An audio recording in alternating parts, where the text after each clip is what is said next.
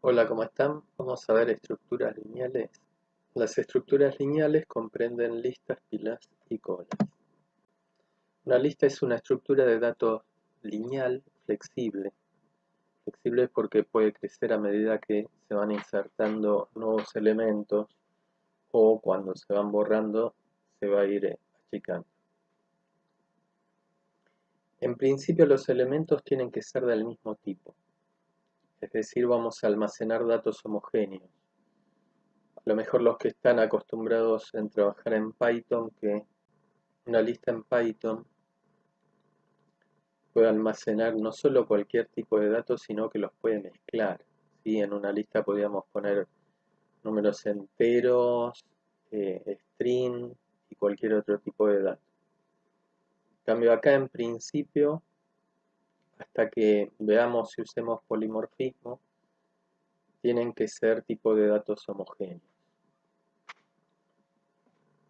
Bueno, una estructura de tipo lista comprende a su vez otras tres estructuras que son listas propiamente dichas, pilas y colas. Cuando hablemos de listas a secas, nos vamos a referir a las propiamente dichas. Hay que tener en cuenta que tanto una pila como una cola es un tipo particular de lista, que tienen ciertas restricciones. En una lista los elementos los podemos dar de alta en cualquier lugar y la baja también se puede hacer en cualquier posición. En cambio, en una estructura de tipo pila, el alta solamente se puede dar al final y la baja también. Por eso decimos que es una estructura de tipo LIFO. Por las siglas en inglés, es el último que entra es el primero que sale. En cambio, en una cola, también el alta se da solo al final, pero la baja se da solamente al principio. Decimos que es una estructura de tipo FIFO. El primero que entra es el primero que sale. Vamos a arrancar viendo pilas, que es la estructura más sencilla para comprender y para implementar. Bueno, en todo tipo de estructura de datos, las operaciones básicas que vamos a hacer son las que llamamos ABC, porque es alta, baja y consulta. Siempre pensemos que en estas estructuras vamos a estar almacenando datos. Esos datos pueden ser los datos de un cliente de un banco, los datos de un estudiante de la facultad, etc. Entonces, en cualquiera de los casos, vamos a necesitar agregar datos nuevos, llega un cliente nuevo, llega un estudiante nuevo, tenemos que incluirlo en la estructura. También vamos a necesitar dar de baja algún estudiante que abandona la carrera, un cliente que deja de ser cliente de cierto banco, pasa a otro banco. Y obviamente los datos para qué los vamos a almacenar, para hacer consultas. Por ejemplo, qué nota se sacó un estudiante o qué saldo tiene un cliente de un banco en su cuenta, etcétera. O sea, siempre constantemente vamos a estar dando de alta, de baja y consultando. Sin la consulta no tendría sentido. Ahora, tanto el alta como la baja son operaciones que modifican la estructura y cambian su estado. En cambio, la consulta solo devuelve algún dato, pero la estructura permanece exactamente igual. Entonces, supongamos que tenemos una pila de caracteres con estos elementos. ¿Sí? En general las pilas se representan hacia arriba. Y tenemos ahí una pila de caracteres, tenemos el carácter P, el A, y el carácter T. Queremos hacer las siguientes operaciones. Alta del carácter O. Como es una pila, solamente podemos dar de alta al final. O sea, va a ir arriba de todo en la pila. Cuando damos de baja, solamente podemos dar de baja el elemento que está arriba de la pila. O sea, vamos a dar de baja la O. Entonces nuestra pila vuelve a quedar en el estado que estaba antes del alta de la O. Entre paréntesis figura una O porque la baja en general va a devolver el elemento. ¿Por qué? Porque cuando se da de baja un elemento de una pila es porque queremos procesarlo. Entonces, en general la baja también devuelve, no solo quita el elemento de la pila, sino que lo devuelve. Y por último tenemos la consulta que, como vamos a hacer la consulta en una pila, solamente podemos obtener el que está arriba de la pila. Entonces, la consulta nos devuelve un elemento, pero no hace nada, no modifica el estado de la pila. Acá podríamos prescindir de la operación consulta, ya que como la baja nos devuelve un elemento, podríamos, si no queremos quitarlo de la pila, podríamos hacer una baja y después una alta seguida. Pero no tiene mucho sentido. Es más cómodo hacer solamente una consulta. Bueno, ¿para qué uso podemos necesitar trabajar con una pila? ¿En qué casos? ¿En qué tipo de problemas? Las funciones recursivas típicamente usan una pila para ir almacenando los datos. Bueno, por ejemplo, en un editor de texto estamos escribiendo y escribimos algo que no nos gustó, apretamos control Z, deshacemos la última parte que hicimos y si volvemos a apretar, a presionar control Z, deshacemos la penúltima parte y así. Todos estos estados se van almacenando en una pila. Bueno, después también tenemos la pila que usa la memoria RAM para almacenar variables locales. También los navegadores de internet, cuando presionamos en un link, vamos a un sitio y si a su vez presionamos en otro link, vamos a un segundo sitio. Cuando apretamos la flecha para volver, volvemos al sitio anterior que visitamos y así. Bueno, ¿qué tipo de implementaciones podemos hacer? Podemos hacer una implementación estática en donde tenemos un vector de tamaño fijo y vamos a ir almacenando los datos ahí, siempre cuidando de no exceder de ese tamaño fijo. La forma dinámica, que vamos a utilizar memoria dinámica, y ahí sí va a ir agregando datos a medida que los va necesitando y después los irá liberando a medida que va desapilando los datos. Bueno, una implementación estática, el archivo .h consta de todas las declaraciones.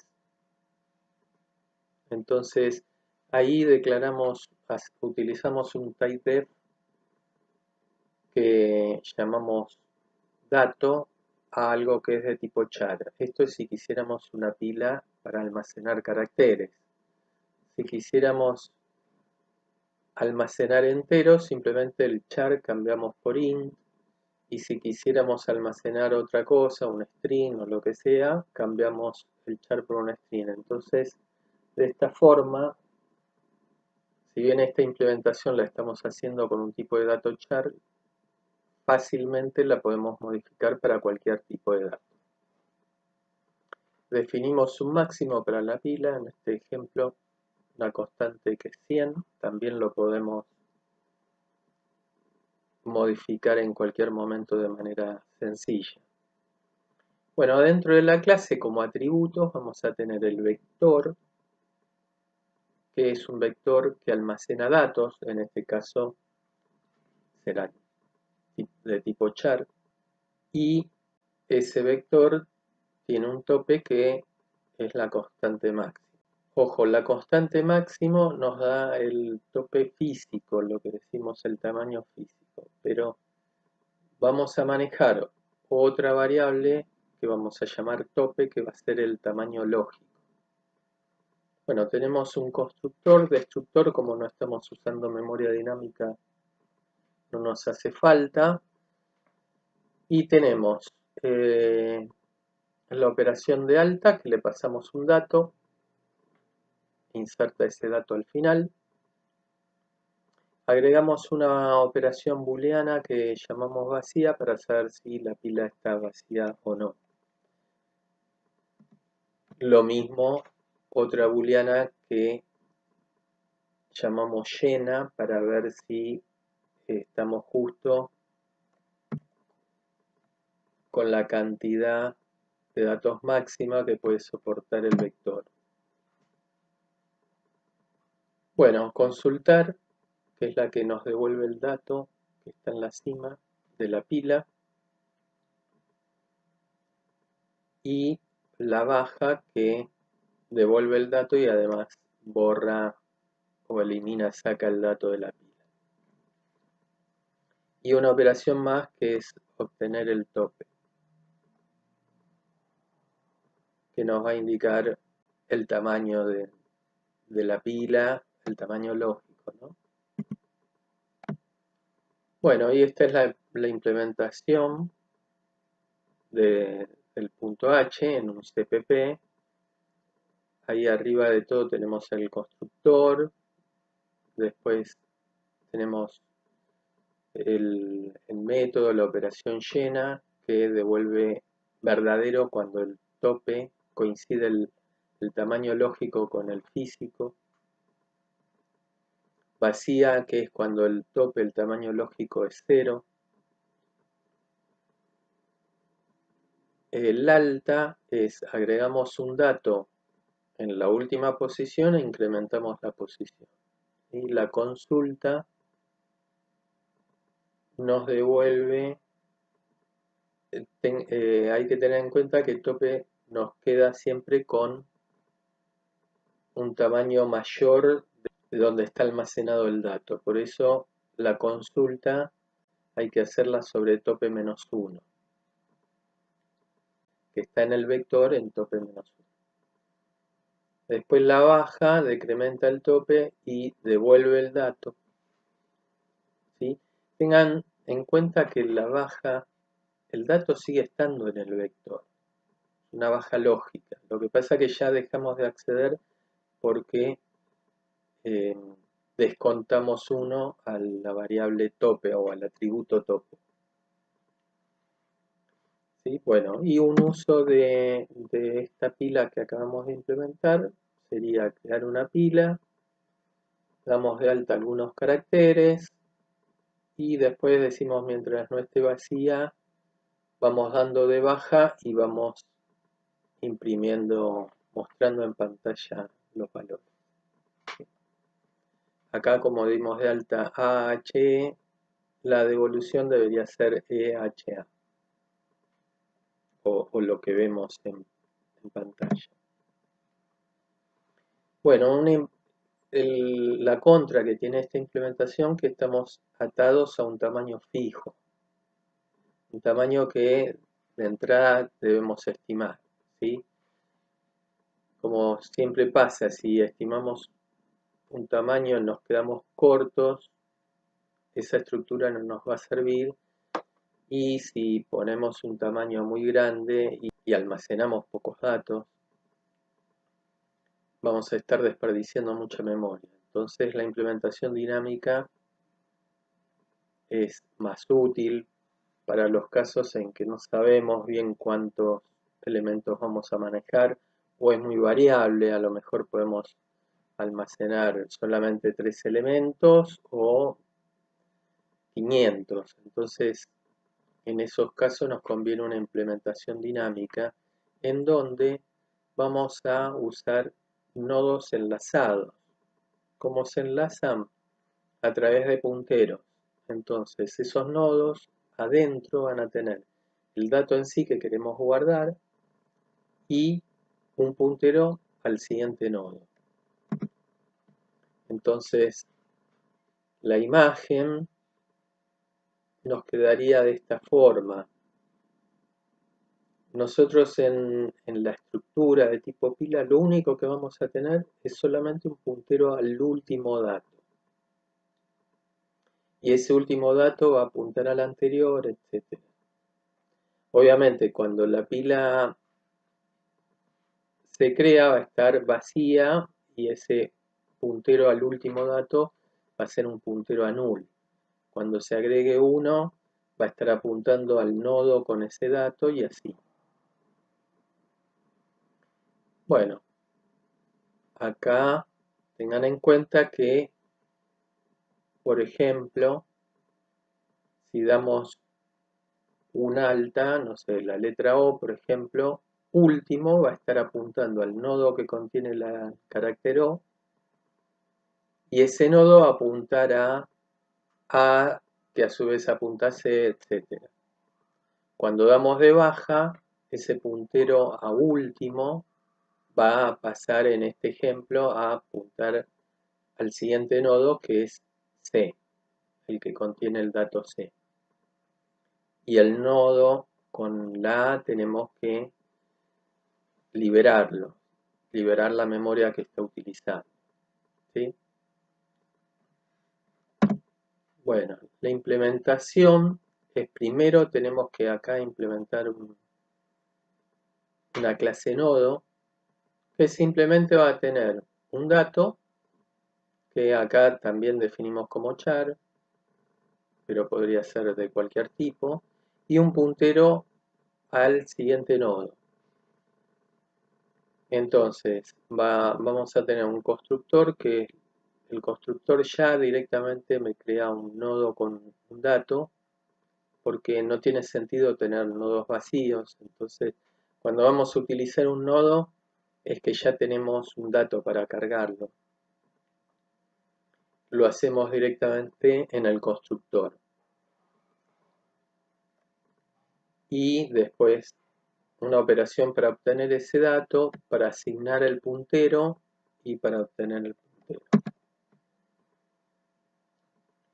La implementación dinámica, el punto H lo único que cambia es que en lugar de un vector vamos a tener ahora un puntero al nodo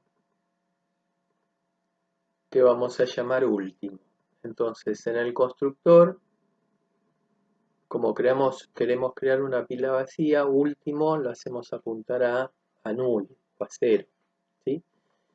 Disculpen el código que está, no es recomendable, esto último debería estar en la línea de abajo, pero para que entre todo en una diapositiva está escrito de esta forma, pero de nuevo, no lo hagan, último debería ir abajo y el cierre de las llaves abajo de último. Bueno, tenemos acá sí vamos a necesitar un destructor. ¿Por qué? Porque tenemos que, cuando dejemos de utilizar la pila, tenemos que liberar toda la memoria que pedimos.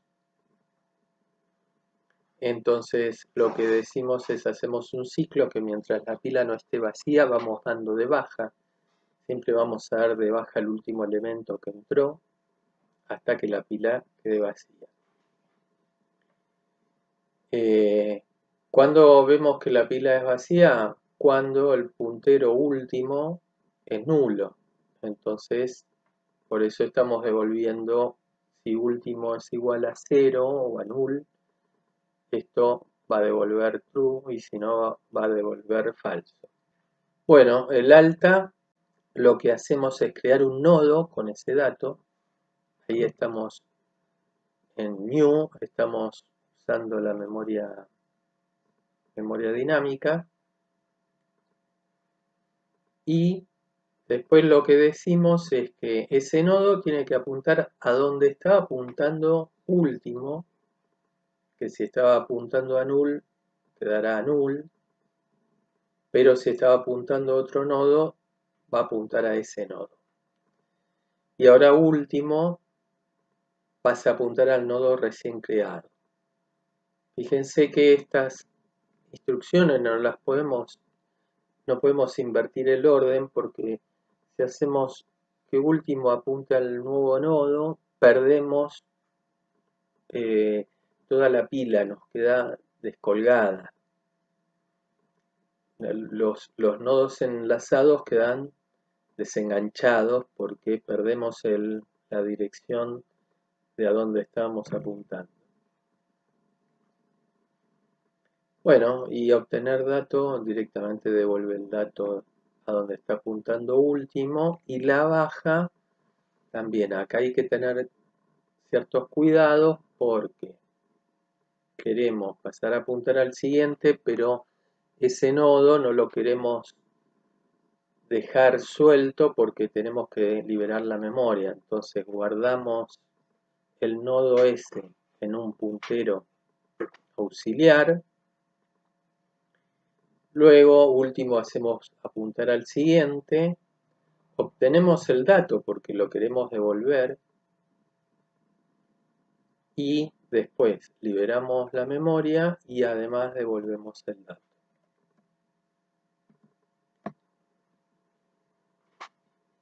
Bueno, el uso de esta pila dinámica, el main que hicimos antes de prueba, funciona exactamente igual sin tocarle una línea de código, tanto con la implementación estática como con la dinámica. ¿Sí? Entonces esa es una de las recomendaciones en programación orientada a objetos, que es que tenemos que mantener la interfaz, o sea, los métodos públicos no tienen que cambiar la firma o cabecera. Eso es porque nosotros, el objetivo es poder cambiar una implementación sin necesidad de que los usuarios de la clase tengan que cambiar sus programas. Ahora vamos a ver la estructura de tipo cola, que es similar a una pila, pero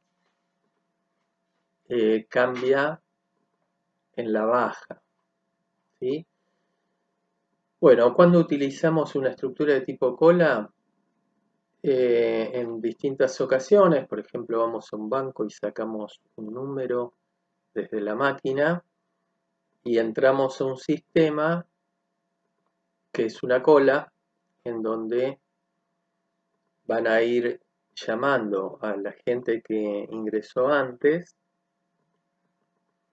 y uno ingresa en la cola hasta que le toque el turno. Tienen que pasar todos que están antes que uno.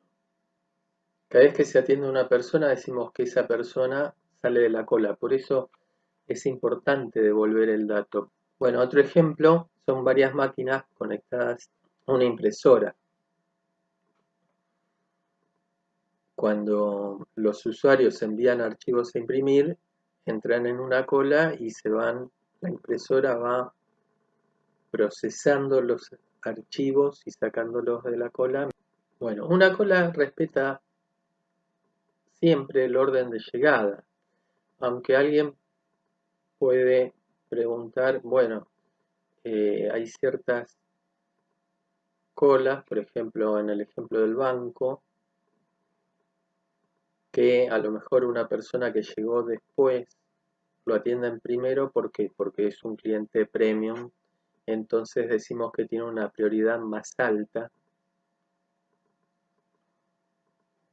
y esos son las estructuras que se llaman cola con prioridades.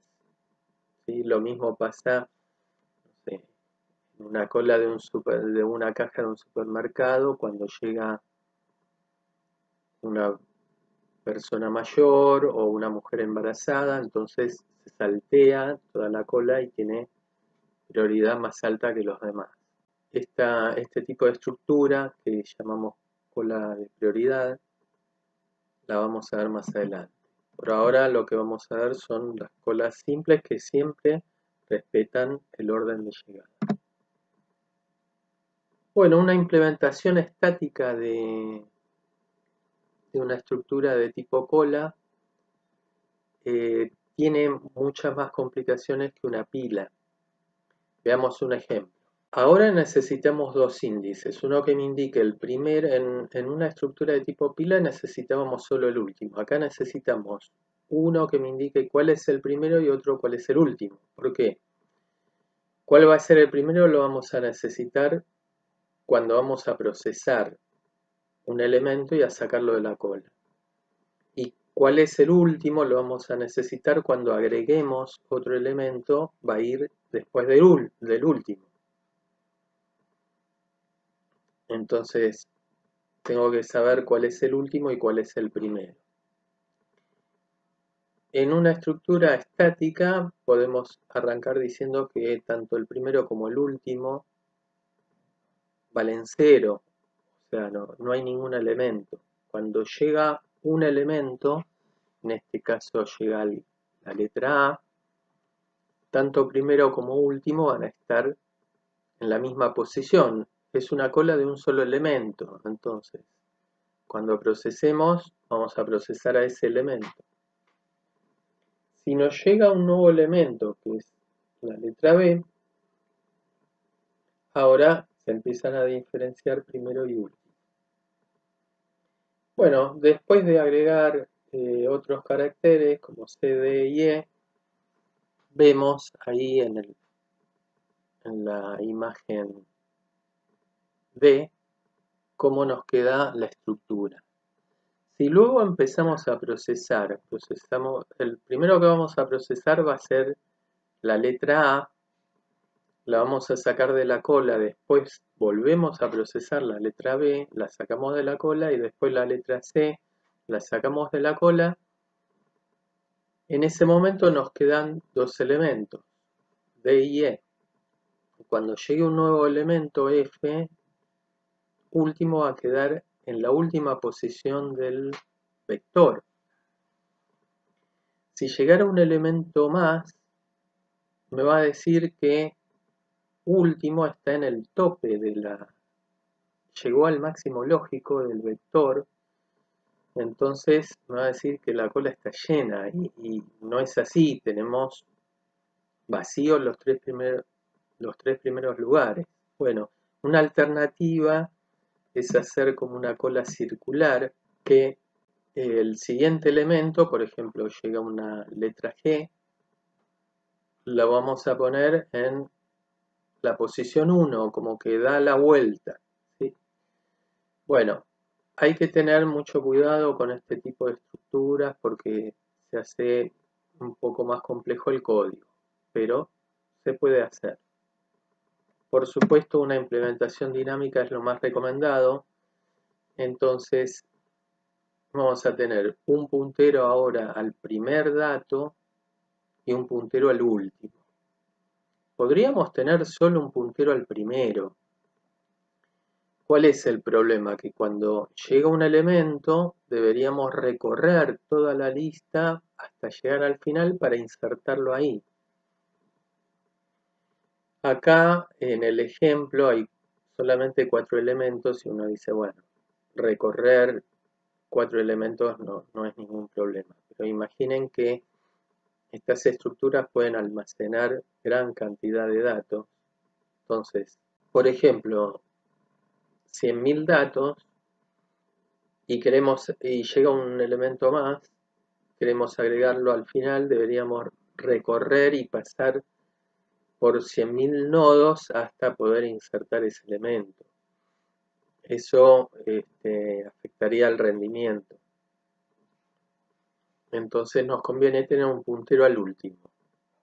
Cuando llega un nuevo dato, creamos un nodo y ya tenemos, como tenemos un puntero al último, ajustamos ese puntero, en este ejemplo sería el que tiene el dato H y ya nos queda, eso es trivial.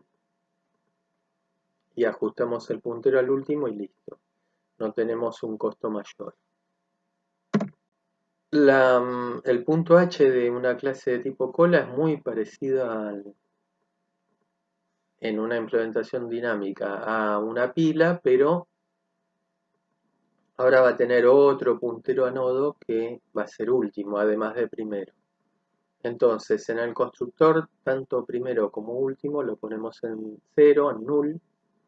De nuevo, tengan cuidado que no escriban el código así, sino escriban en la línea de abajo primero igual a 0, último igual a 0, abajo. Pero bueno, el destructor funciona igual que el de la pila. Cuando la cola es vacía, cuando primero es igual a nulo. Y para dar de alta, creamos un nuevo nodo y decimos que si es vacía, primero va a apuntar a ese nodo. Y si no, ajustamos el siguiente del puntero al último. Y en ambos casos, ya sea vacía o no vacía, último tiene que apuntar a ese nodo.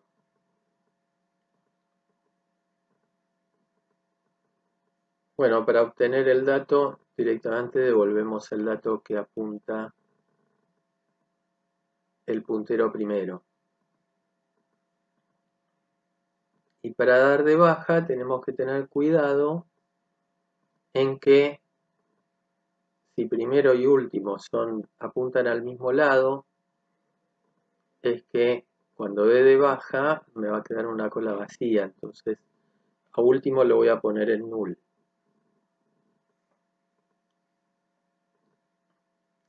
Las otras instrucciones se ejecutan siempre, ¿sí? En la implementación es muy parecida al de una pila, pero ya lleva un poquito más de complejidad porque tenemos dos punteros en lugar de uno. Si pasamos a lista, ¿cuándo vamos a usar una lista? Hay una amplia variedad de situaciones por las que vamos a utilizar listas y en general cuando vamos a tener un conjunto de datos como una lista de películas, de empleados, de estudiantes, etcétera, que no tenemos por qué darlos de alta. Por ejemplo, si tenemos una lista de películas y queremos agregar una nueva, no tiene por qué ser al final, como en los casos de una pila o una cola. Podemos querer dar de alta en cualquier lugar y si queremos darla de baja también.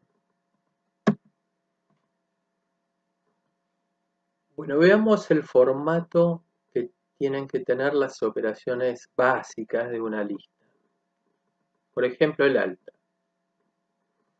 Agregar un elemento a una lista podría ser directamente alta y le pasó un elemento, sin ninguna otra indicación. Otra opción podría ser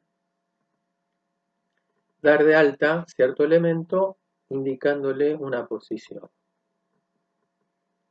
La baja es algo similar también. Puedo decir dame de baja a cierto elemento o dame de baja y le indico una posición al elemento que está en esta posición. La consulta pasa algo parecido. Analicemos un poquito más esto, por ejemplo con el alta. Si le pasamos alta y solamente un elemento, podemos tener distintos casos. Por ejemplo, la lista podría tener algún orden. Por ejemplo, si es una lista de caracteres, podría tener un orden alfabético. Si es una lista de enteros, un orden de menor a mayor, etc. En general, los ejemplos que estamos viendo son con estructuras que guardan caracteres para simplificar el problema y concentrarnos en cómo funcionan estas estructuras, pero la realidad es que uno en general no va a almacenar caracteres ni enteros. En general va a almacenar datos más complejos, como pueden ser los datos de un cliente de un banco, etc. Entonces, en general vamos a tener un campo clave. Por ejemplo, si son los clientes de un banco, el número de cliente; si son estudiantes de la facultad, el número de legajo, el número de padrón. Entonces, podríamos guardar esa lista ordenada por cierta clave que tiene un elemento.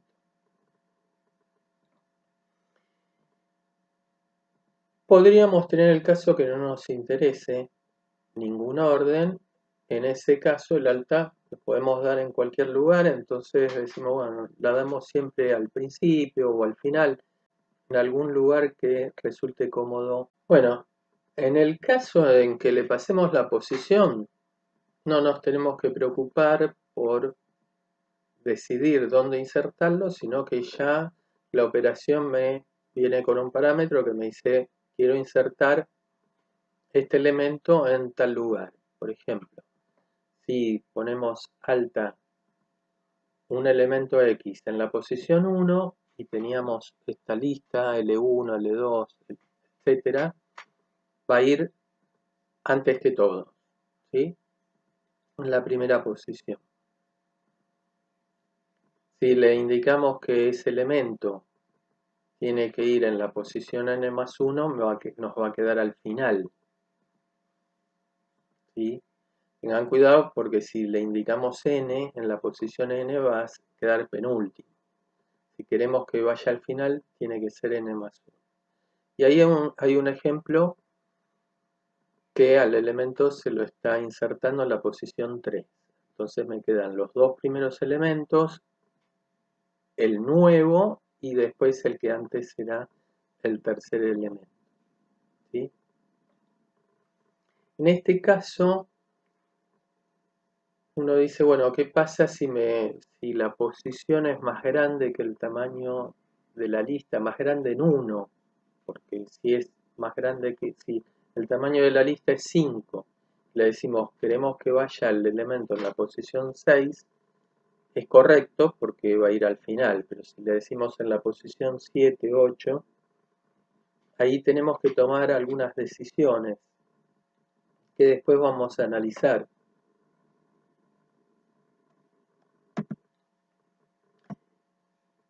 Con la baja nos pasa lo mismo. Podemos indicar, dar de baja un elemento X, que podría ser solo, le podríamos pasar una clave, ¿no? Por ejemplo, dar de baja al estudiante que tiene tal número de legajo. Entonces se buscaría ese número de legajo, se ubica donde está y se da de baja todos los datos, ¿sí? Acá también hay que decidir si la lista puede o no tener elementos repetidos, con lo cual uno podría decir, bueno, doy de baja solo al primero o doy de baja todos los que tengan este valor. Bueno, y con la posición, cuando le indicamos la posición, nos pasa algo similar que con el alta, ¿sí? Si queremos dar de baja al primero, pasamos la posición 1 y el último la posición n. ¿Qué decisión podemos tomar cuando la posición excede al tamaño de la lista? Bueno, podemos decidir no hacer nada, podemos decidir dar de baja el último elemento, o podemos lanzar una excepción. Pero por el momento, como no vimos excepciones, vamos a cubrir estos casos con las precondiciones. En una precondición nosotros decimos, tiene que cumplirse esto para que este método funcione bien. Si no se cumple no me interesa, no es problema mío, sino es problema del usuario que no respetó la precondición. Vamos a, por el momento, asumir esa posición para simplificar el problema y los distintos casos. Bueno, la consulta también podría decir, quiero consultar los datos del estudiante que tiene este número de legajo. Entonces paso la clave y pretendo que me devuelvan todos los datos, nombre, apellido, carrera en la que está anotado, materias aprobadas, etc. O podría decir, quiero consultar el elemento que está en cierta posición. Ahora, acá es distinto que en el alta y en la baja. ¿Por qué? Porque en el alta dábamos el alta, en la baja dábamos la baja y no devolvíamos, no teníamos que devolver nada. En cambio en la consulta tenemos que devolver un dato. Entonces, ¿qué pasa si ese dato no lo encuentro? ¿Qué devuelvo? Porque sí o sí tenemos que devolver algo. Entonces, ¿cómo indico que ese dato no lo encontré? Acá en la consulta por ahora vamos a estar devolviendo el dato, pero más adelante lo que en realidad vamos a devolver va a ser un puntero al dato, ¿sí? La ventaja que tiene es que si ese dato no existiera, podemos devolver un puntero a null, cosa que si tenemos que devolver un dato no se puede hacer. Bueno, obviamente podemos tener muchas más operaciones que alta, baja y consulta, pero esas tres son las básicas. A partir de ellas podemos hacer otras operaciones. Por ejemplo, si queremos obtener el tamaño de una lista, podría recorrer la lista de principio al final e ir contando cuántos nodos recorrimos y devolver ese valor, ¿sí? Lo cual no es cómodo porque cada vez que uno recorra la lista es un gasto grande si la lista tiene muchos datos. Por ejemplo, si queremos borrar toda la lista, podríamos llamar al borrado, a la baja del primer elemento hasta que la lista quede vacía. Lista en implementaciones estáticas. Una implementación estática se nos agrega el problema de la necesidad de correr datos de un lugar al otro. Por ejemplo, si tenemos una lista como en el estado 1, que está ordenada alfabéticamente y llega a la letra B, tendríamos que insertarla en la posición 2, pero en la posición 2 está la C, entonces la C tendríamos que correrla a la 3, pero está la F y así. Entonces tendríamos que hacer todo un corrimiento para poder insertar el carácter B. Esto obviamente no es eficiente. Entonces una variante es utilizar lo que se llaman cursores. ¿Cómo es esto?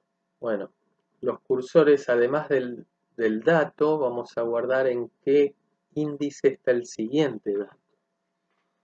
Entonces, por ejemplo, en el estado 1 tenemos el carácter A, que está en la posición 1, y nos dice que el siguiente carácter está en la posición 2, que es la C. Y nos dice que el siguiente está en la 3, que es la F, y que el siguiente está en la posición 4, que es la H, y la H, como no tiene un siguiente, no hay más datos, tiene un 0. Entonces esto me está indicando que es el último dato. Entonces, cuando queremos insertar el carácter B en forma ordenada, en lugar de tener que hacer todos los corrimientos, lo insertamos al final.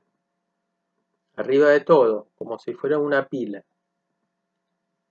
Pero ajustamos estos cursores. ¿De qué forma? Y el siguiente de A tiene que ser B, entonces A, que tenía como índice para el siguiente datum 2, ahora va a tener un 5, que es donde está la B larga. Y la B larga, como siguiente, tiene un 2, que es donde está la C, y así. Bueno, esta implementación es mucho más eficiente que la anterior, pero es más compleja para implementar. Y además siempre tenemos el problema de que el vector es fijo. Entonces, o nos sobra espacio o nos quedamos cortos. Es un problema decidir cuál tiene que ser el tamaño justo para trabajar con esto. Entonces, en una implementación dinámica es mucho más cómodo porque cuando vamos a insertar un dato, solamente tenemos que ajustar dos punteros. Acá en el ejemplo vemos, para insertar el carácter B, solamente ajustamos el siguiente de A y el siguiente de B pasa a apuntar a C. Bueno, la implementación de esto, el punto H, nos quedaría de esta forma, con un puntero al primero, un tamaño, que va a ser un entero. Después tenemos un constructor, el destructor, y las distintas operaciones con las precondiciones. Vamos a implementar la que tanto en el alta como en la baja o en la consulta nos pasan una posición. ¿Sí? Ahí es fundamental la precondición de que, por ejemplo, en el alta la posición sea un número positivo y menor o igual que tamaño más 1. En cambio en la baja tiene también que ser positivo, pero menor o igual que tamaño. Y en la consulta también. Bueno, acá está el código de la implementación, o sea, el CPP.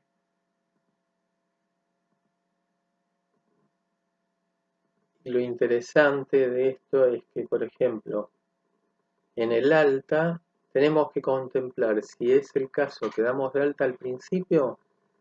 ¿Por qué? Hay que cambiar el puntero primero al nuevo nodo. Tiene que estar apuntando al nuevo nodo. Para los demás casos, para los casos genéricos, lo que hacemos, hay un método que dejamos privado que se llama obtener nodo, que nos devuelve un puntero al nodo que le indiquemos en la posición que pasamos por parámetro.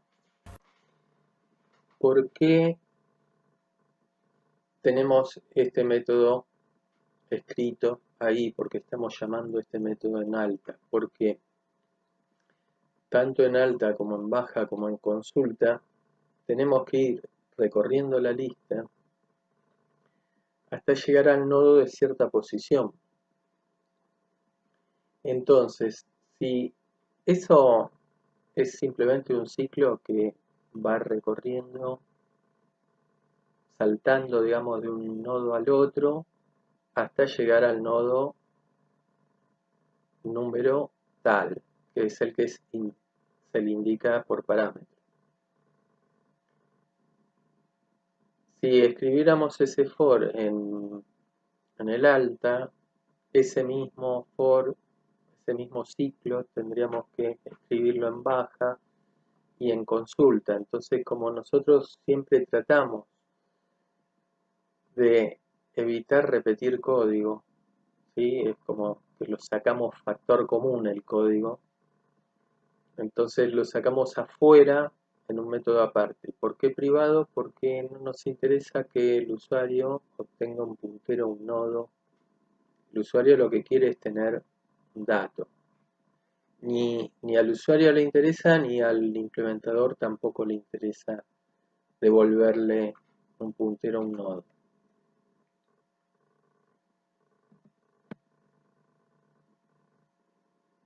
Bueno, en el caso de la baja, también tenemos que analizar siempre qué pasa cuando el nodo que queremos dar de baja es el primero. Ahí tenemos que actualizar el atributo primero de la lista. Y si no, con el obtener nodo, vamos a la posición donde queremos dar de baja, tenemos el puntero, que después tenemos que liberar la memoria con ese puntero, y achicamos en 1 el atributo tamaño. Bueno, ahí el método obtener nodo, que es privado, hacemos un ciclo, podría ser con un while o con un for, hasta llegar al nodo que nos están pidiendo. Un ejemplo de uso de listas sería este, donde creamos una lista, damos de alta a la letra A en la posición 1, después la letra C en la posición 2, después la F en la posición 1, o sea que nos va a quedar FAC en este momento, después la H en la posición 2, después la recorremos y la imprimimos.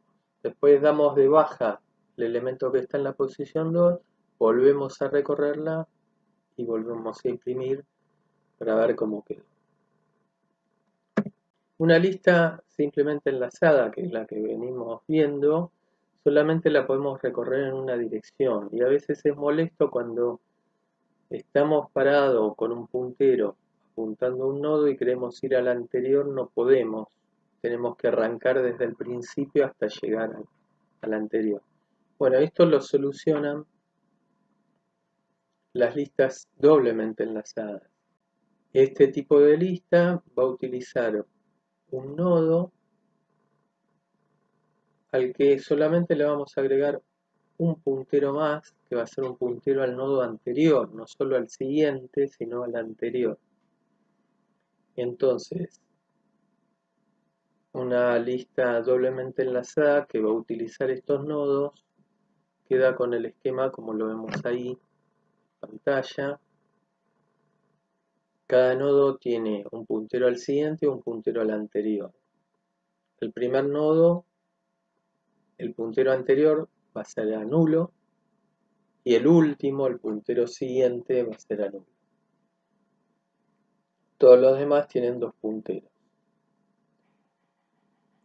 Acá nos conviene agregar sí un puntero al último. ¿Por qué? Porque podemos recorrer la lista en ambos sentidos. Entonces sí tiene sentido tener un puntero al último. En las simplemente enlazadas no tenía sentido mantener ese puntero. Esto agrega bastante complejidad al código. Hay que tener en cuenta que al insertar un nuevo nodo, ahora tenemos que ajustar 4 punteros, salvo los casos de los extremos. Pero cuando uno inserta en el medio, tenemos que ajustar los 2 punteros del nuevo nodo y tocar el anterior del siguiente y el siguiente del anterior. Cuando usamos este tipo de implementaciones, cuando muchas veces estamos yendo de cierto nodo para adelante y para atrás, en ambos sentidos, consultando los nodos anteriores, los elementos anteriores y posteriores. Por ejemplo, ¿cuándo pasa eso?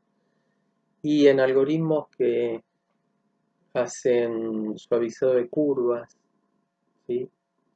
Tenemos que, para suavizar una curva, no quede con picos, tenemos que estar viendo los valores anteriores y posteriores y hacer algún cálculo para buscar una curva suave. En algoritmos que comprimen archivos, por ejemplo, una imagen, la queremos comprimir, o una canción. Entonces, para comprimir un archivo muchas veces tenemos que estar viendo qué datos hay adelante y qué datos hay atrás para tomar alguna decisión. Y acá también tendría sentido tener un puntero que llamemos actual, que es un puntero que va a estar señalando o apuntando al nodo en donde en ese momento estamos poniendo el foco. Después otro tipo de implementación son las listas circulares, que es una lista simplemente enlazada, solo que el último nodo, en lugar de apuntar a null, va a apuntar al primero. Entonces nos queda lo que se llama una lista circular, que tiene sentido cuando vamos a hacer procesamientos de datos que son continuos, como por ejemplo los datos que está tomando un sensor que a lo mejor está tomando la temperatura o la luminosidad o la humedad en cierto lugar. Entonces no sé, por ejemplo, cada 1 minuto manda los datos, o cada 5 minutos. Entonces, como eso constantemente está enviando datos, y a nosotros nos interesa siempre procesar los últimos n datos, podemos utilizar una lista circular. ¿Para qué? Para que los datos me queden como en un continuo. Esto simula como una continuidad.